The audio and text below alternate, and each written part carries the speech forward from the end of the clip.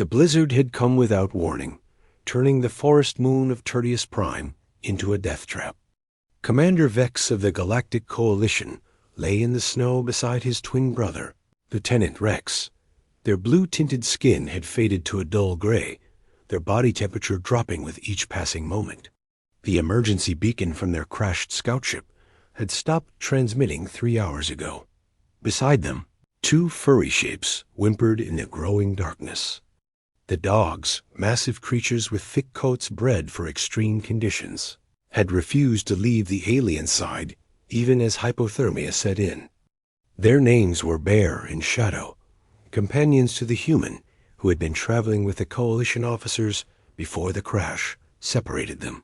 Vex tried to speak, but his vocal cords had frozen. His species, the Valorians, could survive in many environments, but extreme cold was their weakness. Their homeworld orbited a red giant, bathed in constant warmth. This frozen hell was anathema to their biology. Rex's hand twitched, fingers barely moving in the snow. They had perhaps minutes left. The crash had damaged their thermal suits beyond repair, and the emergency supplies had been scattered across 2 kilometers of frozen wasteland. Without intervention, they would become ice sculptures before dawn. Through the howling wind, a figure emerged from the tree line, the human.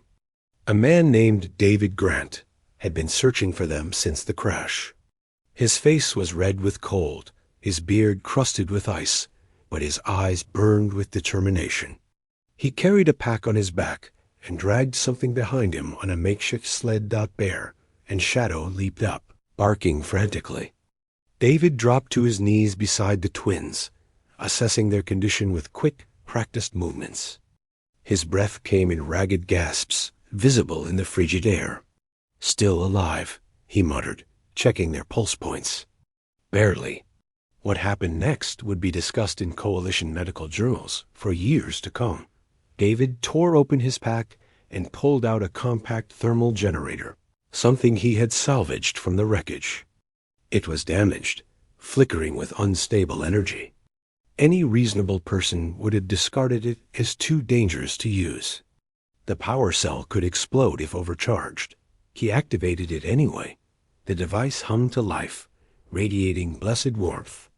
David positioned it between the twins, then did something that defied all Coalition protocols on hypothermia treatment.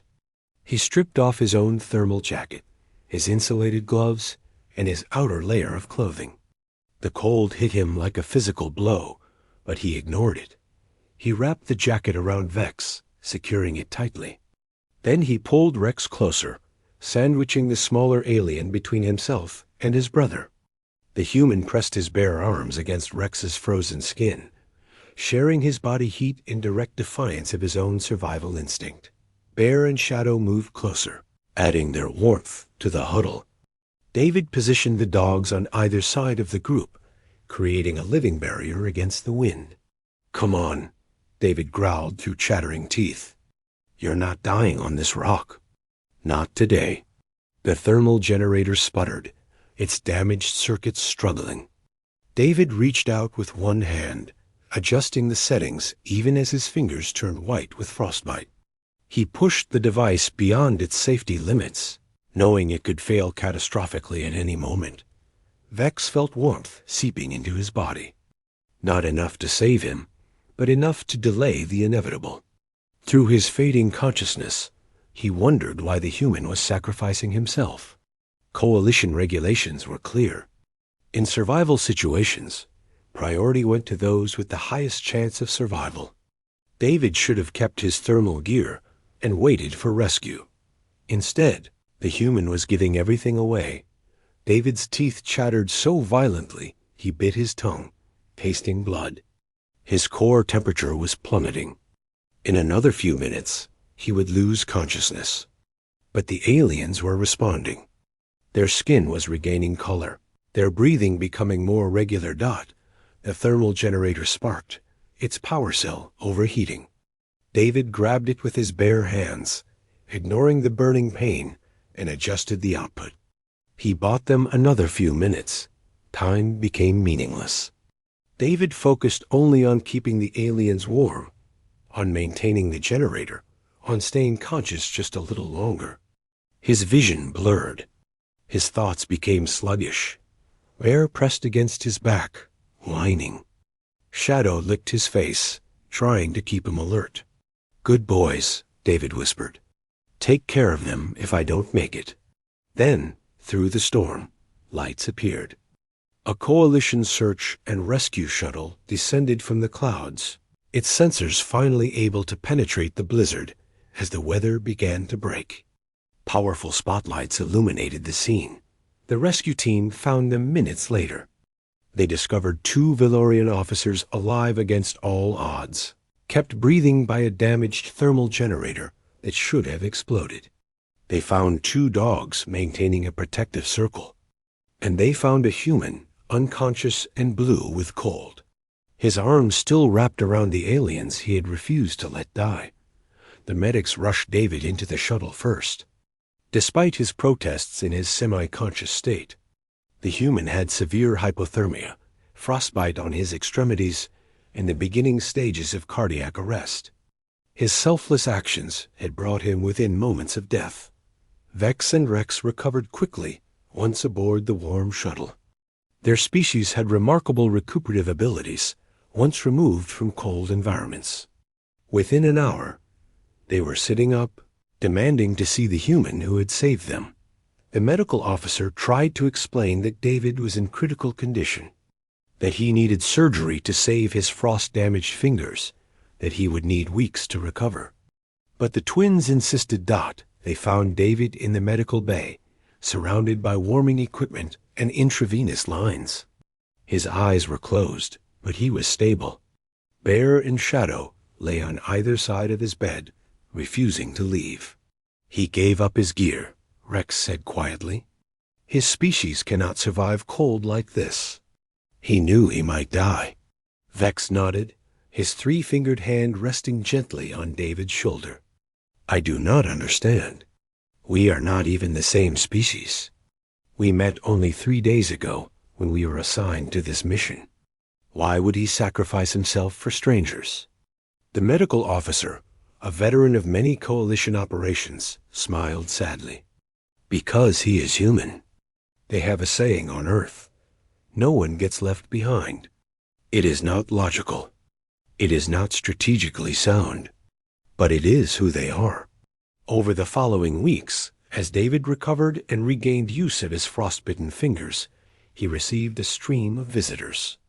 Coalition officers came to hear the story firsthand. Medical researchers wanted to study his decision-making process. Psychologists tried to understand his motivation. David gave them all the same answer. They needed help.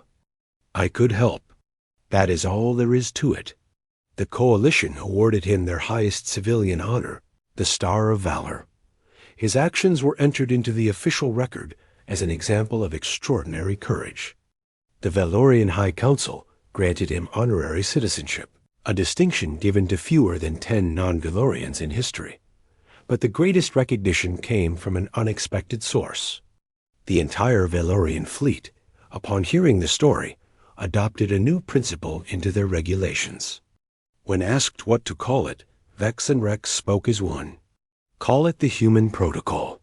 When life is at stake, we do not calculate odds. We do not measure strategic value. We do not abandon those who need us.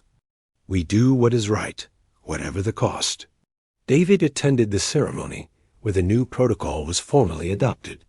He stood with Bear and Shadow at his side, his scarred hands clasped behind his back. When asked to speak, he kept it brief.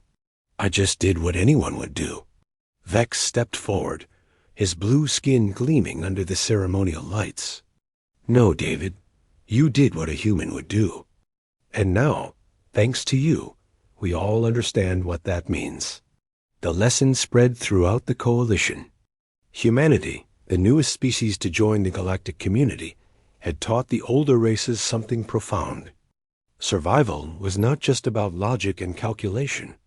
Sometimes the unthinkable decision was the right one. Sometimes sacrifice for others was the greatest strength dot in the frozen wastes of Tertius Prime. A human had shown the galaxy what it meant to refuse to let others die alone. And the galaxy, perhaps for the first time, truly understood why humans were called the most dangerous species in the cosmos, not because of their weapons, or their ships, or their tactical brilliance, but because they would do the unthinkable to save a life. Any life, even at the cost of their own. That was the human way, and the galaxy would never be the same.